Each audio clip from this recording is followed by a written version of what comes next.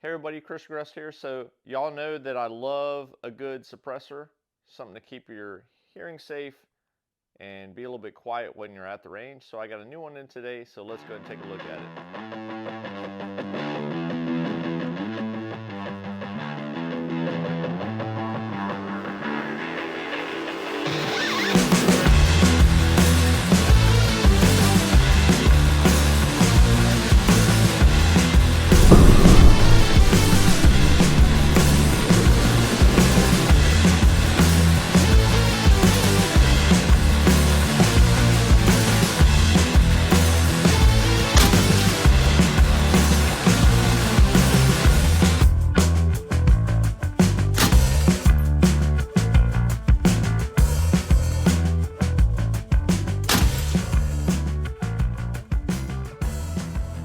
Alrighty folks, so I'm a recent affiliate with the folks over at Anechoic Suppressors, and they were very kind enough to send me one to check out here on the channel.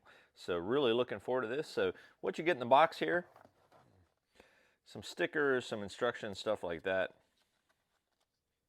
and the suppressor itself. So I opted for the raw titanium version. Of course, this is going to discolor a little bit once I start shooting it. You do also get in the box a set of tools. So you got a couple wrenches here. One is like a spanner wrench, and then you have a closed end wrench right here. And you also have some hex slots on the end, and that's for this large Torx bit. So this particular suppressor is a user serviceable suppressor. Most of your rifle cans these days are not user serviceable, so it is really cool that the folks at Anechoic decided to have a user serviceable version of their suppressors. Now, as far as the suppressor itself, just a little bit of the specs on this thing. This thing is good for calibers from 22 up all the way up to 300 PRC. This is a 30 caliber suppressor, but they do have suppressors in other diameters as well. Sound reduction up to 42 decibels. Length is 8.1 inches. It is a 1.6 inch diameter suppressor. It weighs, as you see here, 10.2 ounces, which is phenomenal for a full-size rifle suppressor like this. With the direct mount, it's right at 11 ounces. It is made out of titanium and 17-4 stainless. Again, it is user serviceable, and it does have a lifetime warranty, and it is full auto rated. However, there are some caveats with the full auto rating as far as duty cycle and the amount of rounds you can run in a full auto depending on the caliber. So this is a type of a flow through suppressor, so you can see kind of the vents on the end there. So the idea behind a flow through, if you're not familiar with that, is it vents the gases out rather than back, and it's supposed to cut down on the gas back in your face. It's also supposed to cut down on the increased cyclic rate when you're running a semi-automatic firearm.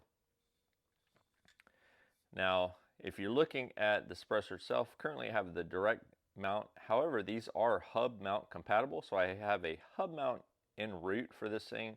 Hopefully I'll have it really soon, because I need to run that to run it on my host. They all have a particular mount on there, and I need to adapt this to those. One other thing I will mention about the end cap on the end, if you prefer to have the ultimate in quiet, you can opt for a solid end cap here. They sell those on their website. I may pick up one of those at some point. You can see their logo here out on the end. And then, of course, this is the Anechoic 30L. One of the things that I did notice on the suppressor is that they do put the serial number out on the end. So if you do get a baffle strike or something like that, it's more likely to damage this part than it is on the rear. A lot of times, suppressor manufacturers will put the serial number of the suppressor on the blast chamber area here at the base of the suppressor. That way, if it blows out, they can chop and re-weld and repair it for you. So due to YouTube's awesome policies, I am not allowed to show disassembly of this thing. So I can't show you how to take this thing apart on camera, but I wanted to show you guys just how the baffles look in this thing. So You can see your blast chamber there, and then you can see it's a baffle stack with holes, of course.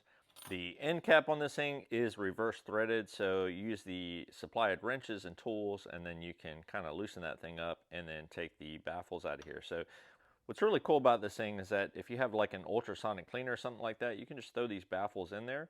The baffles themselves are made out of stainless steel, and you know, it's the housing itself that's actually made out of titanium.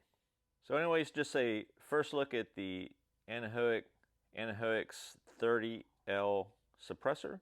So definitely go check those folks out. Like I said, really appreciate them sending this out to me to check out and review. And should be having some videos coming out here really soon, just to give you guys an idea what I think overall of the performance of this thing on a variety of hosts. Mainly I'm going to be focusing on 300 blackout, because that's kind of the caliber that begs to be suppressed, and suppressors will shine on that one typically. Alrighty folks, so I appreciate everybody watching today's video about this Anechoic suppressor that I just got in for the channel. If you're looking for stuff like this, definitely go check out my website. Use my affiliate links. I do have a coupon code for y'all for the folks over at Anechoic suppressors, so I will put that over there as well. Check that out. It'll save you a little bit of dough on your next purchase.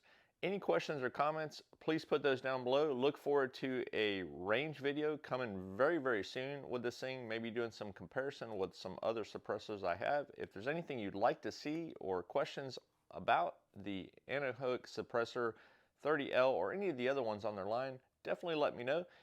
As always, I appreciate everybody watching and subscribing, and I will catch you on the next video. Y'all take it easy.